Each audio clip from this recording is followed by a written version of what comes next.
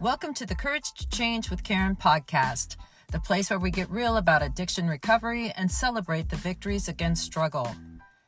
I'm Karen Gardenier, your navigator on this journey of healing, committed to uplifting families touched by addiction. Together, let's unravel the intricate dance of mind, body, and spirit with compassion, tenacity, and steadfast commitment.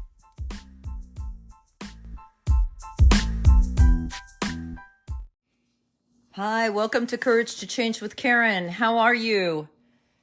This week, let's read June 3rd, page 155 out of the Courage to Change meditation.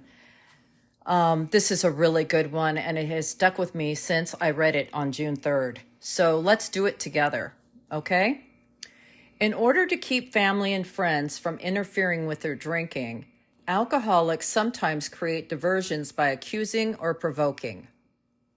At such a time, we who have been affected by someone else's drinking tend to react, argue, and defend ourselves. As a result, nobody has to look at the alcoholism, for we are too busy focusing on the particular point being argued. Any topic will do. And unfortunately, what we defend against, we make real. When we take step one, we admit that we're powerless over this disease. We do not have the strength necessary to fight it. Defending ourselves by engaging in arguments with actively drinking or otherwise irrational people is as fruitless as donning armor to protect ourselves from a nuclear explosion. Only a power greater than ourselves can restore us to sanity. Today's reminder: I am responsible for taking the actions necessary to keep myself safe. But when my safety is not at risk, I can take time to make choices about my responses. I don't have to react instantly to provocation, and I'm not obligated to justify myself to anyone. By turning to my higher power for protection rather than my wits or my will, I avail myself the best possible defense. This is such a great reading. It's layers deep. Layers deep. So the first thing it talks about is when you're dealing with an alcoholic and addict, they will do anything to get people off their back, right? They will start provoking. They will create problems. They'll stir up drama. I usually say, they're shit stirrers is what they are. And they'll accuse you of doing something. Right? They'll do anything they can to get the focus off them, to get people riled up and stirred up about something besides their drinking, right? It's a common thing when you're a kid in school and something goes wrong. You're a little girl, you're at school, you're dressed, the wind comes, that your dress flies up and everyone laughs at you. Right? Everyone laughs and everyone points and they maybe even give you a nickname, Karen Underpants. I see London, I see France, I see Karen's Underpants, and it's horrible. It's awful. But the very next thing that happens to someone else, someone falls in a mud puddle, someone, slams their door in the bus, door or whatever, it will divert everyone's attention and no longer is the attention on Karen and her underpants, right? We're now making fun of Joe in the mud. And that's kind of what alcoholics are doing here. They want to distract you. They'll make stuff up. It doesn't even have to be true. They want people to start fighting amongst themselves, and they will do anything to provoke you.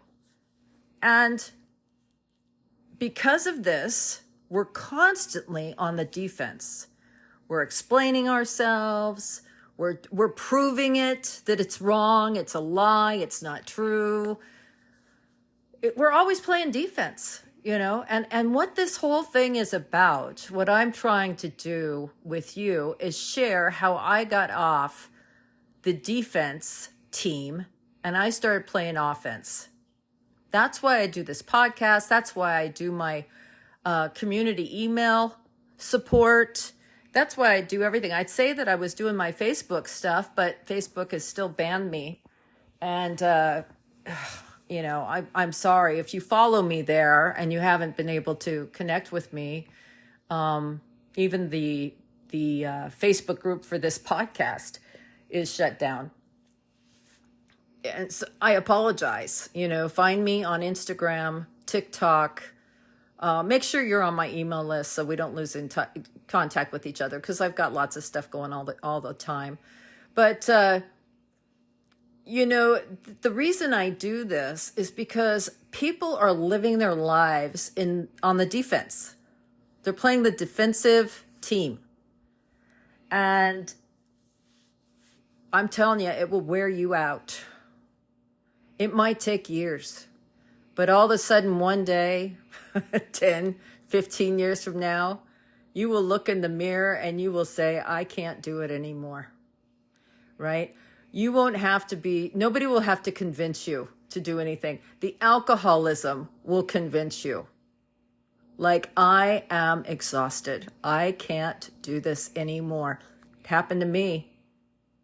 All of a sudden, I just hit a wall. I've been doing love and tolerance and understanding and all this stuff until I just couldn't anymore. I just couldn't. I mean, I was done. I was toast. And it's such a waste of energy, this being on the defense all the time. And they're constantly on the offense, no matter what they do. It's exhausting. And the real truth of it here is right here in this reading when it says, let's see, step 1, we admit we're powerless over this disease. We do not have the strength necessary to fight it. Just like the alcoholic. They just don't have that defense. They don't have the strength to do it. They have to find it within a higher power. Why would you be any different? Right? Why would I think that I could do this if they can't?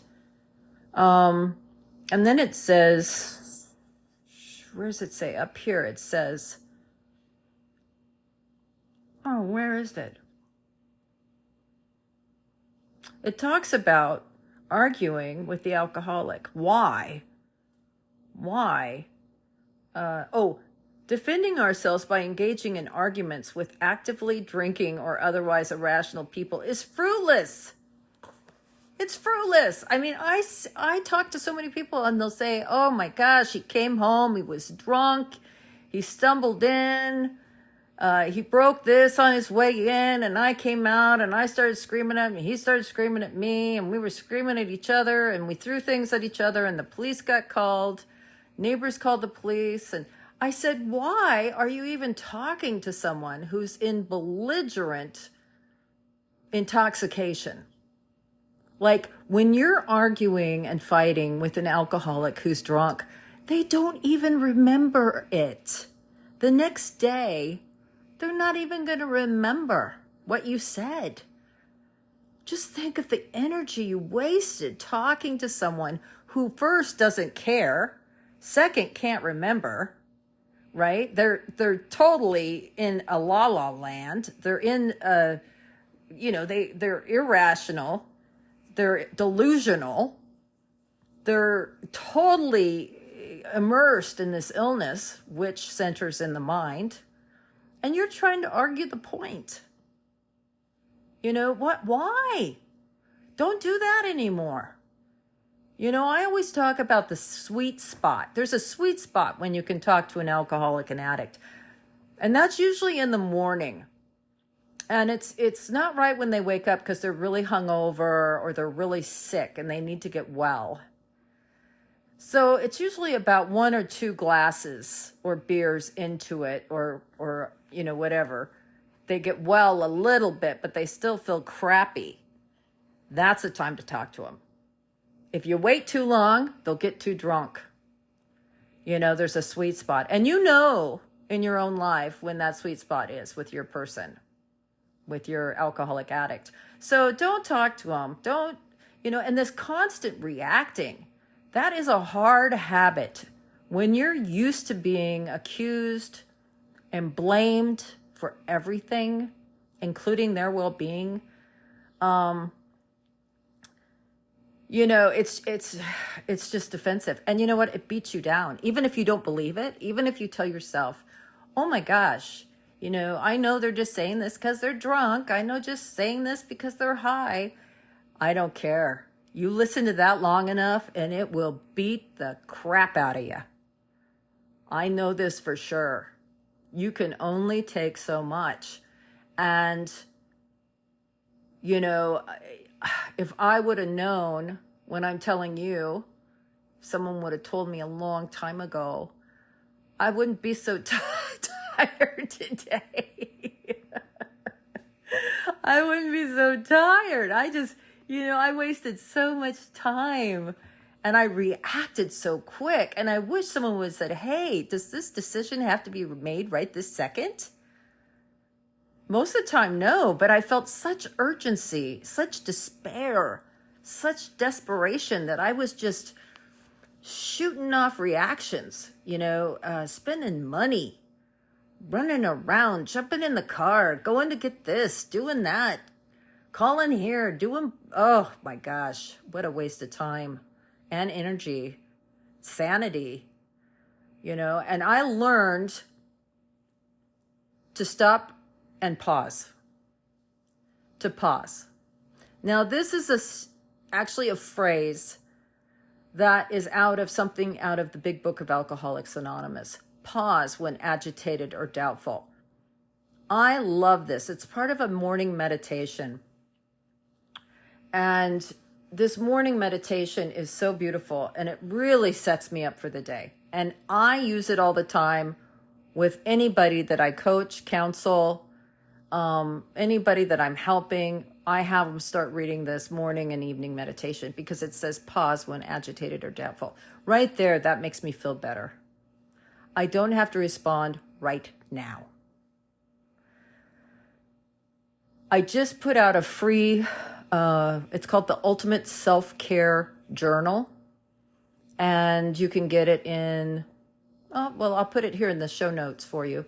You can get it. It's free. And in it, I put, as part of your self-care, that morning and evening meditation. I just think it's so powerful. And so I created kind of a daily, 24-hour-a-day self-care guide to start getting you the help you need. So it's free. I'm going to put the link in the story notes. And I'm going to tell you that this pausing is powerful. Not only by pausing, I've gotten really good at it. Like someone will talk to me and I'll just stand there for a minute. I'll tell you this other trick that I use. I think I've mentioned this before at a boot camp I did. But I'll stand there for a minute and not respond. I'll pause so long that the other person will go, hello. And I'll say, I'm thinking, give me a second. I'm thinking. And people freak out. Like, what? When you start responding, thoughtful response instead of reacting to the alcoholic, they lose all control.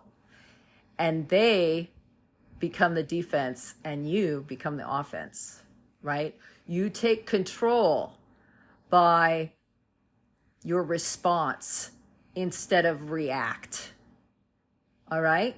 So this is a powerful tool to start feeling better, not to control the alcoholic addict because you can't, but you can start feeling better. You can feel like you're not being pulled around by your nose by this disease. And it's to thoughtfully respond. Now, when I first start working with people, this is so hard to do. Oh, it's so hard. When you're used to just, it's being like being trigger happy and then you become almost like it's, PTSD or something. I mean, you become so, it literally threw me into panic attacks because I felt like everything was so urgent. Everything was right now. I just couldn't handle everything, right? And so one day I was out with a friend. I've shared this before at a boot camp. If you've heard it, it's a great story. But we were out, and this man was kind of a mentor of mine, and he was so helpful to me. And we were downtown in Palm Springs, California. They have a big street fair. It's kind of a village town, like Sun Valley or Park City. So it's a cute little town, and the main street is Palm Canyon Drive, and it's lined with palm trees. It's very pretty. And they'll close that whole canyon down, that whole Palm Canyon Drive down, and they have put out a street fair, and you walk it. It's just lovely, right? And the stars are out, and it's usually hot in the day, so it's beautiful at night. And we were there, and there was all these people, just tourists and people from everywhere, and it was so packed you could barely walk down Palm Canyon. And he said, "Come here." And we stood off to the side on the sidewalk, and he said, he goes, "I want you to do something for me." And I said, "What?" He said, "Pretend like you're dead. Play dead." And I said, "What?" And he goes, "Like, if you weren't here right now, let's say you were dead, all of this would still be going on." He said, "Look around."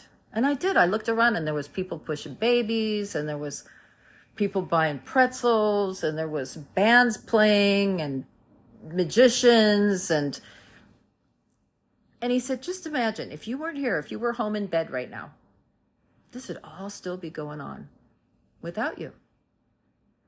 And all of a sudden, I felt my whole perception, I think. It was like I had a perspective standing there in the crowd. I had a perspective. But when he distanced me and removed me from what was happening, I got instead of perception, I got a perspective. And it was like I was up in the air looking down on all these people. And it was all happening without me. And it was a powerful thing. And I've used that a lot. I'm a big reactor. So like if I'm in Walmart and two people start fighting, which happens in Walmart in Southern California, I would jump right in or start yelling, call 911. I'd be reacting, just getting involved. I might even jump in and pull the big guy off the small guy and get my nose slammed. You know what I mean? I'm just in it because it's all happening to me. It's my little world. So I'm involved. And since I started really getting the concept of playing dead, something can happen and I'll literally kind of play dead. Like I'll just stop and watch. I'll look. And most of the time, things get resolved without me. Or they get worse and I get out, right? If something bad happens, I can leave and protect myself. Because I realized that these two guys in Walmart would be fighting even if I was home working in the garden. It has nothing to do with me. And most of the things in this world don't have anything to do with me. But when I was living the way I was before, I don't know if you're even understanding what I'm saying, but it was my world, right? It's my world. I'm the center of it. Like this is all happening and I have to react. I have to respond. It never really dawned on me that I could pause and I could see what was going to happen because it'd be happening if I wasn't there. How would it resolve itself? Powerful. You might want to sit down and do a little meditation on that and picture yourself. Try it out the next time you go to a restaurant. Sit at the restaurant and look around and pretend like you're invisible. You're not even there. And just watch. And watch how everybody orders their own food, spills their wine, cleans it up. Everybody seems to take care of themselves, right? Without my input and my interference. And it took a while because in my personal life, I am a reactor. I want to make things better. I want to fix things. I don't want you to feel pain I felt. And I was a Budinsky. I was in everybody's business. And I thought it was helpful. I thought I took after my mother. And she was in everybody's business. And she helped. She was in people's business. It took a long time for her to figure that out too. One of her kids actually, became estranged from her because they had to get away from her. They got married, one of my brothers, and he and his wife and the grandkids separated from my mom for like 7 years. And, I do that to people. I used to. I used to just walk in a room, and as soon as I walked in, that's when things started happening. And I commented on everything and, judged everybody and rearranged things. And I never really walked in the room thinking this was all going on before I got here. I think I'll watch for a minute, right? So it was a different perception for sure for me to learn that. And that's really too when I became on the offensive team. Because instead of reacting, I would pause and I would think, do I want to be involved in this? Is this my circus? Are these my monkeys? Or is this someone else's deal? Because I don't want to do it anymore. Now that I've learned this, life has become much, much simpler. Because I only have to take care of me, really, and be helpful and kind and loving and happy. It's not my job to run everything that's going on around me. Life has become so much better. And, I had something happen a year or two ago. I've shared this before as well. I think this was on like a weekend retreat. I shared this. I had this thing where I got in a what would you call it? A moral issue. It was a moral, kind of a moral issue with a friend. We were in public, and this moral issue came up, and I was like, oh, I can't go for this. Like, this isn't okay with me. Short public service announcement. Sorry to interrupt this broadcast, but this is Karen. I just want to let you know I did get that 12-step course put together. A lot of you have been wanting to do the 12 steps with me, the Al-Anon 12 steps, and I have it all organized and put together, and I am going to put the link in the show notes, and it'll be a discounted link, so you all get special pricing. Thanks for listening today, and we'll get back to our regular scheduled program. Part 2, because my dog started barking. I'm sorry. Okay, so we were screaming at each other. My friend and I were screaming at each other, and all of a sudden I realized I was yelling, and I don't usually yell. And I thought, what are you doing? You hate the way it makes you feel. I feel hungover now when I get all freaked out and start screaming. I don't do it anymore. I try not to. And so I thought to myself, what the hell? What am I doing here? And so I just closed my mouth. And he continued to yell at me and scream at me. And I just kind of watched. I decided to take myself out of the equation. I realized that if I wasn't there, no, it would not be happening. But I decided to watch the show and not be the show. And I just stood and watched and listened. And then I made a decision that I didn't need to listen anymore. There was nothing I needed to hear. That I knew how I felt about the subject. And so I left. And he followed me out screaming. And I got in my car and I drove away. Now, was I upset? Oh yeah, I was upset. But I just stopped. I just decided this was not worth it.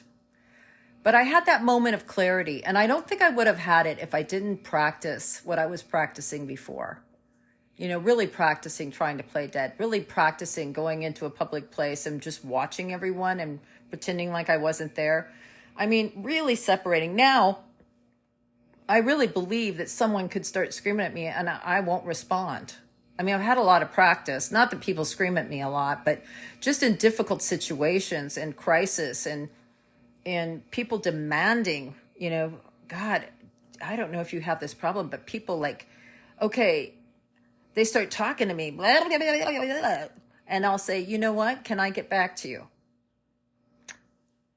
That's part of my pause. Can I get back to you? Let me think about it and get back to you. Well, when do you want to talk? Well, I don't know. I'll call you back when I have a moment. Well, when? Today?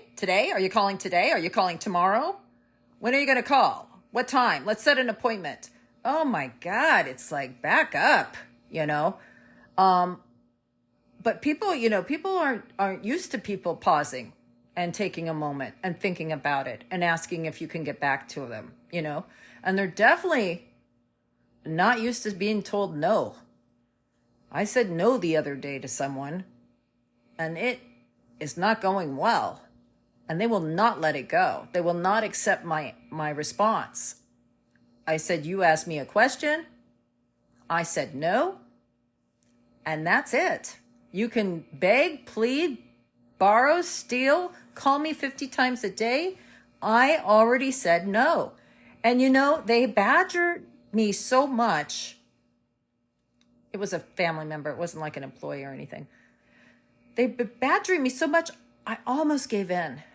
I almost said, you know what? Fine. I'll do it. But you know what? I don't want to do it. I said no. And, that's hard. I mean, it's hard enough to say no, but then to hold your ground, it's tough. I need a higher power for that. I need God. I need Al-Anon. I need you guys. There's a reason this isn't an I program. It's a we program, because it's tough, right? It takes practice. But as soon as you stop arguing with a drunk, you stop explaining yourself. You don't need to explain why you said no. Because when I said no, they said, well, why? Tell me why. I don't have to tell you why. This new behavior, people freak out. They do. And it's okay. Let them freak out. They'll get used to it, right? You need to go and listen to people that have healthy boundaries and that can say no. And, eventually water seeks its own level and people get the hint. But it's definitely a big switch. The uniform feels different when you get off the defensive team and you get on the offense team. So, that's what I wanted to talk about today. I really like this. It's about taking responsibility for me, right? And saying, I can say no, I don't want to do it, and not have any good reason except for my gut tells me don't do it. And I like being able to pause when agitated or doubtful. I like not jumping in and taking on responsibilities, volunteering to do the cookies for PTA and head up the potluck at church and, organize the carpool. And I take on all this stuff and I'll say, I'll do it. And then I'm resentful because I don't want to do it. So this has been a big lesson for me.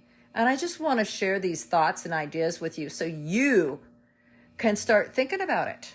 It doesn't happen overnight, but start trying it on for size, like a real loose moo-moo. Just put it on and see how it feels. Start practicing. Start listening. Start with the pause. Don't start with the no. Start with the pause. Again, if you want that information, that free journal, self-care, the ultimate self-care journal I put together with those meditations in it, it's free. The link's here in the show notes. And I appreciate y'all. I love you to death. And thanks for letting me do this in 2 parts. My little dog, my little Chihuahua Posey, thanks you too. She's got to be with me every minute. I swear to God. Anyway, have a great week. See you next week. Bye.